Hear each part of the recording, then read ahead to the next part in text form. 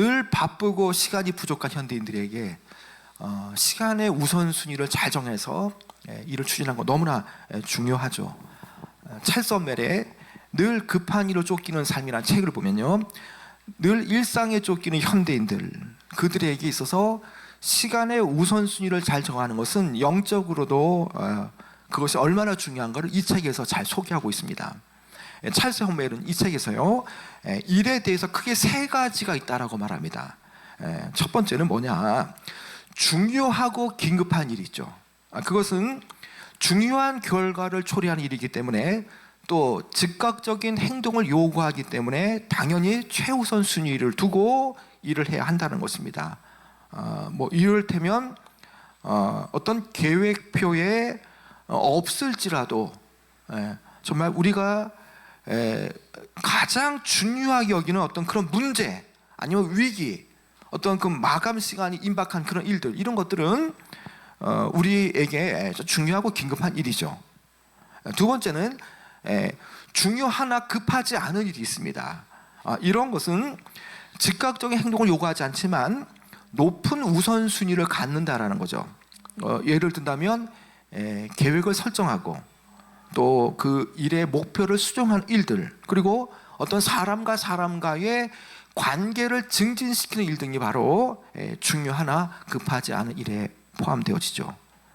마지막으로 세 번째는요, 중요하지 않으나 급한 일이 있다는 거죠. 중요하지 않으나 급한 일. 중요하지 않지만 이것은 때로는 긴급함이라는 가면을 쓰고 있는 그런 것들입니다. 마치 이것이 중요하지 않은데 이것이 아주 우리에게 가치 있는 일인 것처럼 우리처럼 환상을 만들어낸다라고 말하죠. 이것은 우리가 일을 하면서, 아니 영적 일을 하는 가운데에 수많은 방해거리들이 이렇게 중요하지 않으나 급한 일로 이렇게 나타나는 그런 것들이라고 볼 수가 있습니다. 계속 이 책에서 찰스 엄웰은요, 여러분은 이런 범주들을 염두에 두고서 여러분들이 하고 있는 활동의 우선순위를 확인할 수 있다고 말하면서, 동시에 문제는 시간의 부족이 문제가 아니라 여러분이 선택한 것이 문제가 된다라고 말하는 것이죠. 정말 우선순위에서 중요하고 긴급한 일을 하느냐, 아니면 중요하지 않은데도 급하게 보여지니까 그것을 하는 것, 이런 것들을 잘 선택해야지만 영적인 어떤 시간 순위에서도 어렵지 않다라고 말합니다. 여러분, 오늘 이 말씀은 이러한 부분을 잘 우리에게 설명합니다. 사람에게 긴급하게 보이는 것이 하나님께는 긴급하지 않게 있는 것들이 있죠.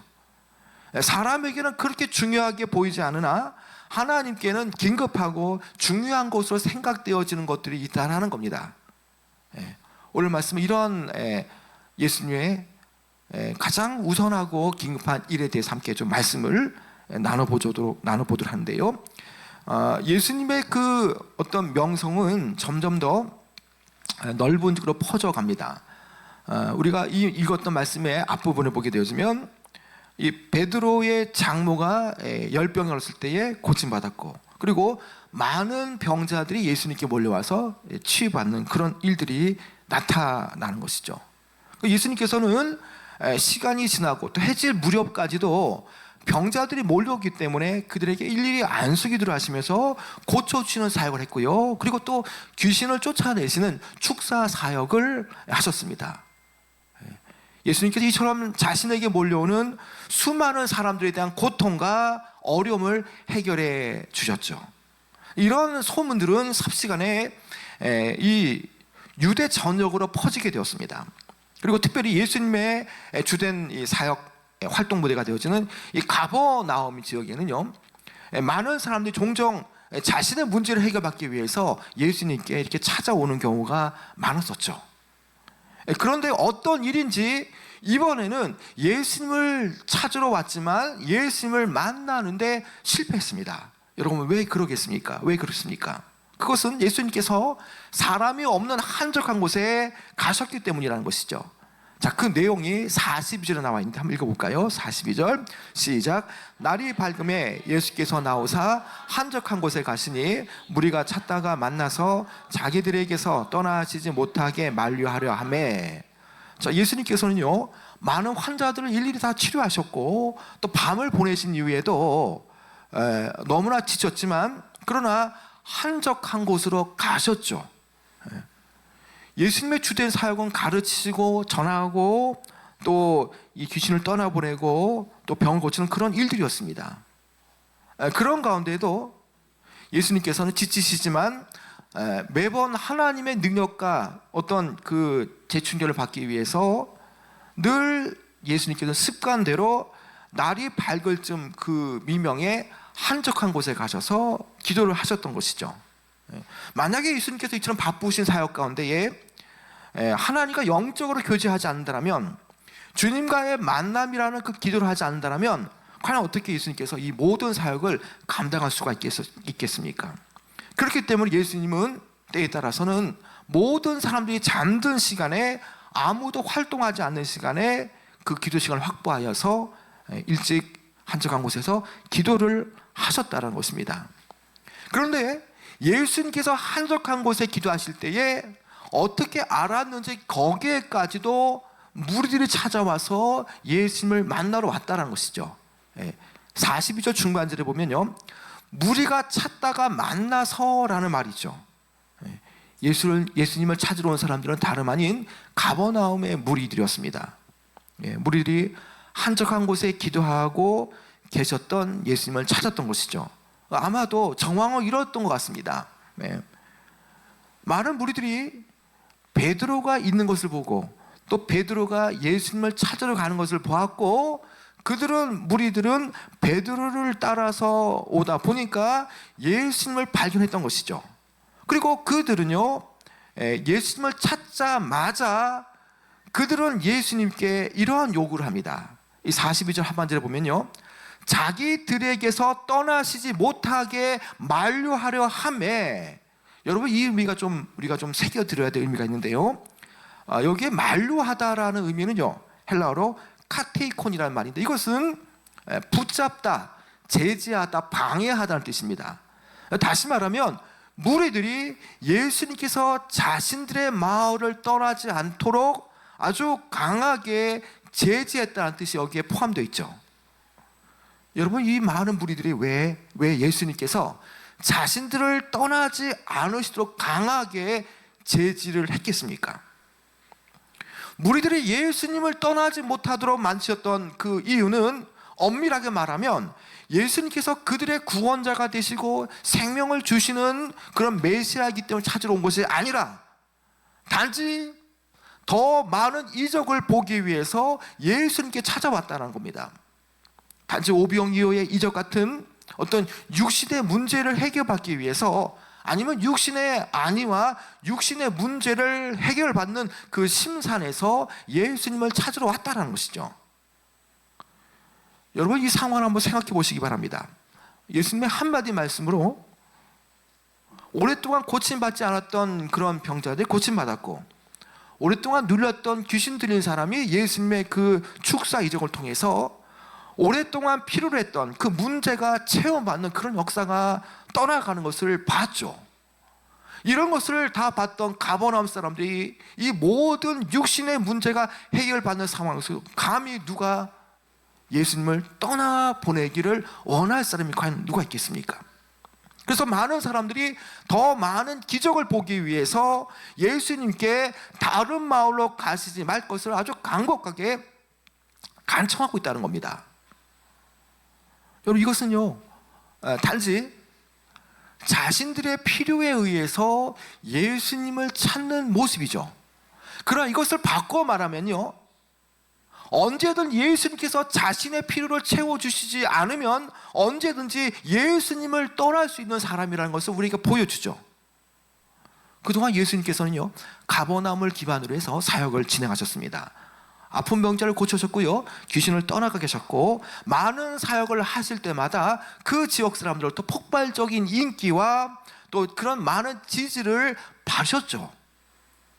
그래서 어떠한 의미에서는 이 무리들의 간곡한 요청은요, 지금 예수님께 시험거리가 된다는 것이죠. 성공과 그 평안과 지지가 보장되어진 그 가버나움에서 꽤 괜찮은, 정말 베푸시는 좋은 분으로 남을 것이냐, 아니면 하나님들 가운데서 여전히 다른 지역에 복음을 전하러 가야 되는데 그들의 그 부탁을 뿌리치고 정말 다른 곳으로, 다른 지역으로 복음을 전하러 갈 것인가. 어떤 이런 상황들은 나름의 예수님께서 보실 때는 그들로부터 받는 어떤 시험거리라는 것이죠. 그러나 예수님께서는요, 자신들과 함께 있기를 요구하는 그들의 군중들 요구 앞에 어떻게 반응을 하십니까? 아주 단호하게 거절하십니다. 여러분, 그 표현이 43절에 나와 있는데요, 한번 읽어볼까요? 43절 시작. 예수께서 이르시되 내가 다른 동네들에서도 하나님 나의 나라의 복음을 전하여야 하리니 나는 이 일을 위해 보내심을 받았노라 하시고, 특별히 43절 상반절에 보면요, 내가 다른 동네들에서도 하나님의 나라의 복음을 전하여야 하리니, 이 말씀은요, 예수님이 완곡하게 거절하시는 표현이라는 것이죠. 다른 동네로 하나님 나라의 복음을 전하러 가야 한다는 겁니다. 가버나움의 무리들은 예수님께서 자신의 마을을 떠나시기를 원하지 않으셨지만 예수님은 단호하게 아버지의 뜻을 따라서 다른 동네에도 전해야 된다라고 그들의 만류를 붙였습니다. 여러분, 예수님께서 왜 이렇게 하셨겠습니까? 바로 그것은 예수님의 사명 때문이죠. 그분의 전도 사역은요, 갈릴리라든지 아니면 가버나움에만 국한된 것이 아니죠. 물론 가버나움에 남아있다면 병자들을 치료하게 되겠죠.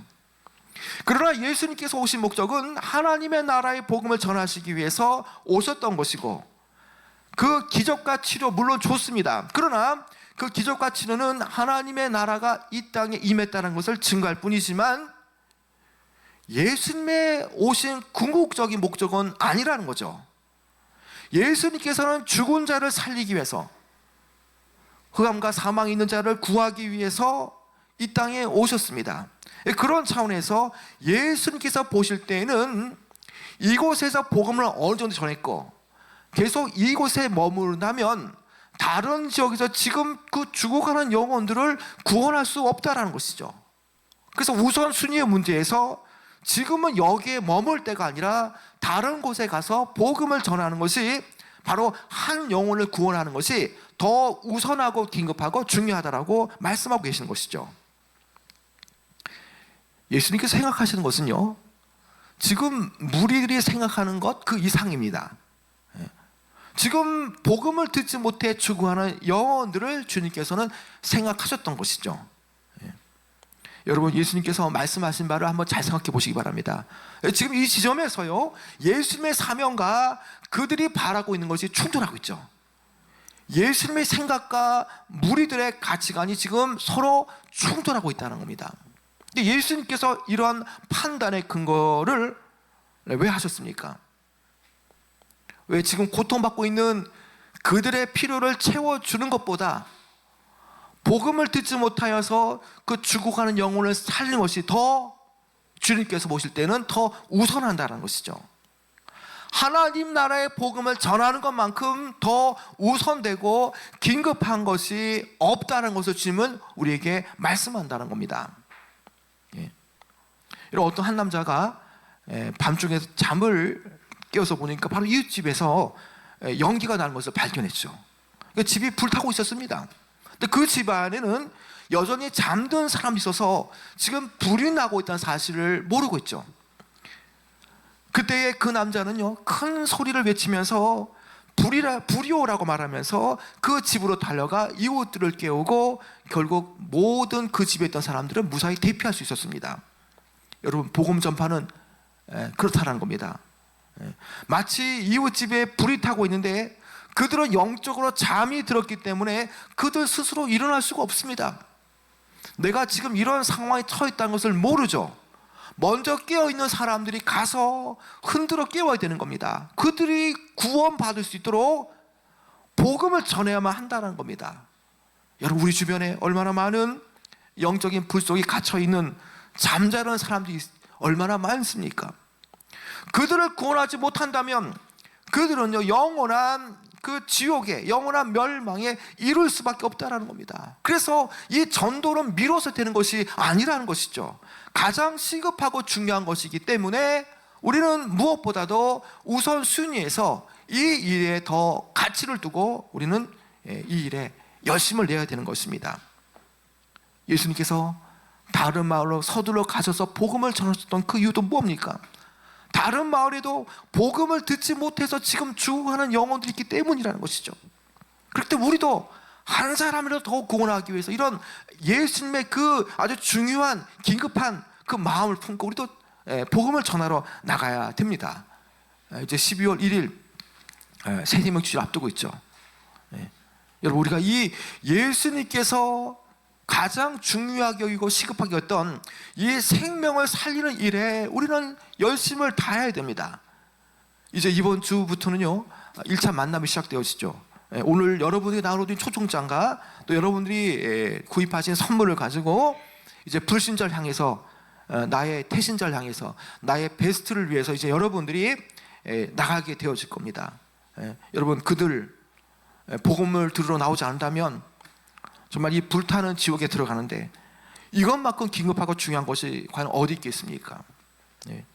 여러분, 제가 중학교 때 몇 번 제가 예화로 말씀을 드렸던 것 같은데, 중학교 때 저희 동네에 이렇게 버스 타고 2번을 지나면은 타는 그런 친구가 있었습니다. 근데 그 친구의 친구가 아주 키가 작았는데 그 친구를 같이 타면서 이렇게 서로 알게 됐는데, 중1 때 그 친구와 친하면서 또 그 친구의 친구를 알게 되면서 제 마음 가운데 어떤 마음이 들었냐, 중학교 1학년 때 여름방학 끝날 때에 방학 전에 그 친구에게 전도를 하겠다는 마음을 품었지만 왠지 모르게 좀 서먹서먹하니까 전도를 하지 않았죠. 그래서 좀 더 친해진 다음에 여름방학이 끝나고 개학이 될 때에 그 친구를 전도하겠다는 마음을 품었습니다. 그리고 실제로 여름방학이 끝나고 개학이 되었고 학교에서 이제 오고 가는 중에 그 친구를 한번 보러 옆반을 갔는데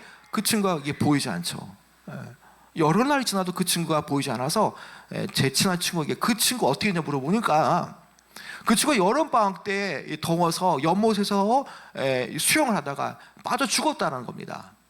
그래서 제가 얼마나 제가 통탄했는지 계속적으로 미루고 개학이 끝나고 전도하겠다는 마음을 품고 이렇게 대했는데 결국에는 그 아이가 여름에 연못에서 수영하다가 그 물에 빠져 죽었는데, 그때부터 어떤 전도에 대한 부분들은 이렇게 미뤄서 할 것이 아니라는 것을 깨닫게 되어졌다라는 겁니다.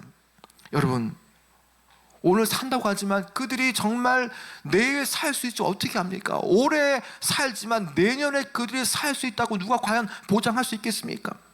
여러분, 그것기 때문에 이것은요 항상 있는 분들이 아니기 때문에 가장 긴급하고 중요한 그런 일들이라는 것이죠. 물론 가버나움에 남아있는 병자들을 치료하는 것, 예수님께서 그 병자들을 치료하는 것도 의미가 있지만, 그러나 다른 지역에 사는 사람들에게 생명의 복음을 들을 수 있게 하는 것이 더 중요하다는 것입니다. 예수님께서는요 지상에서 짧은 이 공생의 기간을 하시면서 무엇을 우선했는지 정확히 알고 계셨죠. 그것은 아버지의 뜻을 이루어가는 겁니다. 예수님께서 부탁하신 그 목적을 향해서 계속적으로 행하는 거죠. 그래서 예수님께서도 어떻게 말씀하지 않습니까? 아버지가 일하시니 나도 일한다라고 말씀하지 않습니까? 이것은 대다수 사람들이 원한다고 해서 예수님께서 행하는 것이 아니라는 겁니다. 아버지께서 시행하시는 것은, 예수님께서 시행하시는 것은 아버지 하나님의 뜻에 우선하는 것이죠. 그래서 사람이 원하는 것이 아니라 하나님 아버지부터 부여받은 그 사명, 그 영혼 구원, 예수님께서 이 땅에 오신 목적도 십자가를 지시기 위해서, 구원을 하시기 위해서 오셨던 것처럼 그 사명이 더 우선한다는 것을 말해주죠. 즉 예수님께서는요, 다른 곳에서도 복음을 전하기를 원하십니다. 예. 여러분 43절 말씀 다시 한번 읽어볼까요? 43절 시작. 예수께서 이르시되 내가 다른 동네들에서도 하나님의 나라의 복음을 전하여야 하리니 나는 이 일을 위해 보내심을 받았노라 하시고, 예수님께서는요 가버나움에서 가능한 한 많은 사람들에게 복음을 전하시기 위해서 자신의 사명이 저지당하는 것을 거부하셨습니다. 그래서 예수님께 철저하게 그 하나님 아버지로부터 부여받은 그 사명에 입각해서 우선순위를 따라서 행동하셨던 것이죠. 그래서 43절에 보면요, 여기에 중요하고 긴급한 그 사명과 관련된 핵심적인 단어들이 나타나죠. 뭐냐? 전하여야 한다라는 겁니다. 보내심을 받았다라는 겁니다. 먼저 이 전하여야 한다는 표현은요, 예수님의 그 사명과 이 사명의 긴급성을 지금 예수님은 의식하고 있다는 것을 말해주죠. 앞에서도 계속적으로 말했던 것처럼 예수님의 사역 패턴, 병든 자를 고치시고 고통받는 자들, 그들의 문제를 해결해 주시고 귀신 들인 자들이 있을 때에 그 지역을 지나치지 않았던 것, 그 어떤 목적. 그러나 단순히 백성들의 고통을 제거해 준 것이 목적이 아니라 하나님에 대한 믿음을 가지도록 그들이 결단하고 하나님의 인도하심의 자리로 나올 수 있도록 복음 전파가 우선이라는 겁니다. 그리고 두 번째로 보내심을 받았노라라는 표현은요, 이 보내심의 주체가 과연 누구냐는 겁니다. 예수님은 분명한 일을 가지고 계시죠. 하나님께 아버지께서 바라시는 그 최종 목표는 온 세상이 예수 그리스도를 통해서 복음을 듣는 것이죠. 그래서 예수님께서도 이 일을 위해서 보내심을 받아노라라고 말씀하죠. 예수님의 공생의 사역은요, 예수님께서 하고 싶은 것 하는 그런 것이 아닙니다. 사역이 아닙니다. 아들을 보내신 분, 바로 아버지 하나님께서 이 땅에 예수님을 보내실 때에 그 분부하신 명령을 이루는 데 있죠. 그래서 예수님은 이 사명을 위해서 이 땅에 보내심을 받으신 분이라는 것이죠. 여러분, 보통 사람 같으면요, 대부분 극진한 환대를 받으면요, 그 환대 받은 것 때문에 그 사람의 의견을 존중하고 들어주기 마련이죠. 그리고 더 상황을 보면서 이렇게 당장 내가 해야 할 것을 좀 미루는 게 있죠. 그 사람이 내게 해준 것 때문에. 그러나 예수님께서는요, 오직 사람의 관심, 어떤 사람의 요구, 거기에 눈을 돌린 것이 아니라 예수님 자신이 하나님께서 받은 그 목적, 그 인류의 구원 사역이라고 하는 그 큰 과업을 수행하기 위해서 그런 작은 유익과 아니면 하나님의 뜻을 가로막는 어떤 인간적인 정을 포기할 줄 아시는 분이었다는 것입니다. 여러분, 우리가 전도할 때 이제 많은 부분에 우리가 이렇게 부딪히게 될 겁니다. 어떤 인간적인 정 때문에 또 여러 가지 그런 전도가 막히거나 그럴 때가 있을 겁니다. 그러나 중요한 것은 어떤 그들이 잘해줬다고 해서 정말 중요한 어떤 작은 유익을 위해서 우리가 마음이 흔들리거나 아니면 하나님의 뜻을 포기하게 만드는 어떤 인간적인 정마저도 포기할 줄 알아야 되는 것입니다. 당장 내 아이가 낭떠러지에 떨어지는데 그냥 뭐 얘야 그러면 안 된다 이렇게 하겠습니까? 당장 뛰어들어야 될 거 아닙니까? 당장 그 아이가 잘못되는 게 있어 우리가 꺼내야 되는 거 아닙니까? 여러분, 이런 마음으로 우리가 임해야 되는 것입니다. 이제 예수님께서는요, 그 마을을 떠나시고 갈릴리 지역뿐만 아니라 유대 지역을 향해서 하나님의 나라에 대한 복음을 선포합니다. 여러분 44절 읽어볼까요? 시작. 갈릴리 여러 회당에서 전도하시더라. 여기에는요, 예수님께서 온 이스라엘에 복음을 전파를 하셨다는 의미로 갈릴리 여러 회당에서 전도하시더라라고 말합니다.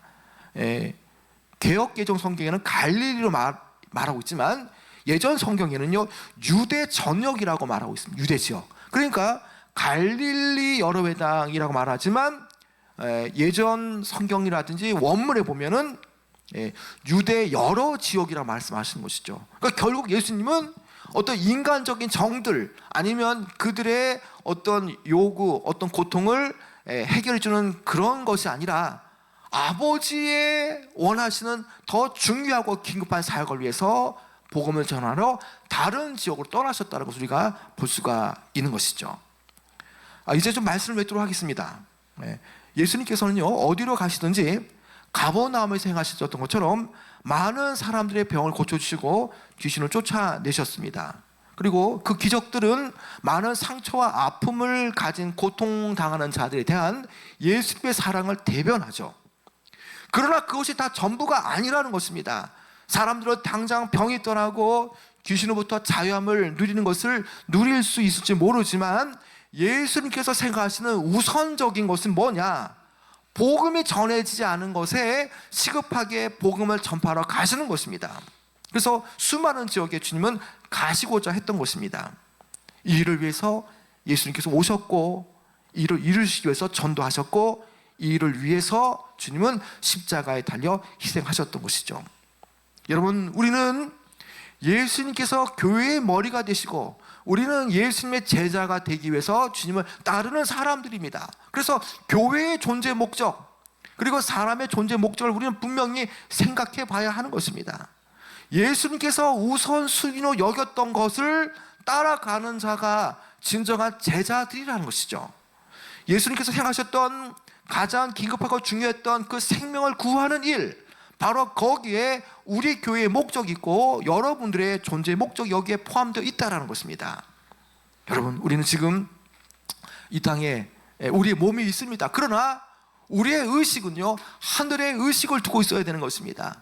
하나님 아버지가 어떤 생각을 하고 계시는지, 하나님 아버지께서 무엇을 중요하게 여기시는지 늘 우리는 그것을 마음에 품고 의식하며 살아가야 한다는 것입니다. 그렇다면 이 새 생명 축제를 앞두고 우리가 한 생명을 천하보다 귀하게 여기시는 그 주님의 마음을 우리는 품고 나가야 하는 것이죠. 제자가 된 우리들은요, 마땅히 주님께서 가장 중요시했던 하나님의 나라의 복음을 전하는 일에 우리도 열심을 내야 하는 것입니다. 여러분들에게 혹 불신 부모님이 있다면 여러분들이 해드릴 수 있는 가장 큰 효도는 과연 무엇이겠습니까? 여러분들의 형제 자매들 가운데에 여전히 예수님을 영접하지 않은 형제 자매들이 있다면 내 불신 형제 자매들에게 줄 수 있는 가장 큰 사랑은 과연 무엇이겠습니까? 여러분, 그것은 예수 그리스도를 믿게 하는 겁니다. 예수 믿고 구원받고 지옥에 가지 않게 하는 것, 그것이 가장 중요한 효도고 사랑이라는 것입니다. 아무리 내가 극진히 봉양해드려도 내 부모님과 내 가족들, 내 동생, 형들, 누나, 오빠, 그들이 지옥 간다면 무슨 의미가 있습니까? 여러분, 부모님을 위해서 팔순잔치 때에 좋은 식사 해드리고 좋습니다, 물론. 그러나 마지막 때에 예수님을 알지 못하고 간다면 우리 부모님, 내 가족들, 형제 자매도 과연 어디에 영원한 곳에 있겠습니까? 여러분, 예수님께서도요, 가장 중요한 이 생명을 살 일에 우선하셨다면 오늘 우리가 교회적으로 새 생명 축제를 앞두고 우리가 만남 단계에서 우리가 마치 교회 캠페인처럼 함께 전도하는 가운데 나갈 때에 우리가 함께 정말 내 가족들 향해서 우선적으로 가장 중요한 우선순위가 되어지는 내 가족들부터 챙기고 또 교회에 데려올 수 있도록 해야 되는 것입니다. 여러분, 저쪽에 보면 태신자 마을 게시판이 있습니다. 저희 계속 보면서 기도하고 있는데요, 저기에 상당한 부분들은요, 여러분들의 가족들의 지금 목록이 다 있다라는 겁니다. 여러분, 정말 중요한 것은요, 내 가족 아닙니까? 내 가족이 가장 중요하고 우선되는 것도 아닙니까? 그렇다면 여러분, 우리가 먼저 내 형제들, 불신 가족들 전도하고요, 그리고 또 시간 되면 우리가 품고 있는 태신자들, 우리가 기도하고 있는 나의 주변 동료들 향해서 우리가 만나러 가야 되는 것입니다.